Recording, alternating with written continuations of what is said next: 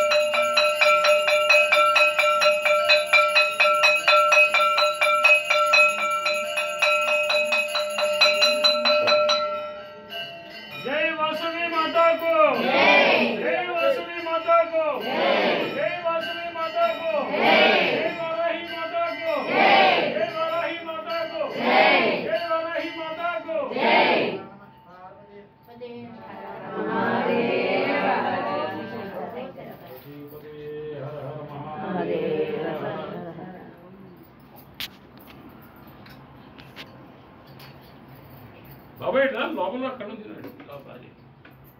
బయట బయట అందరికీ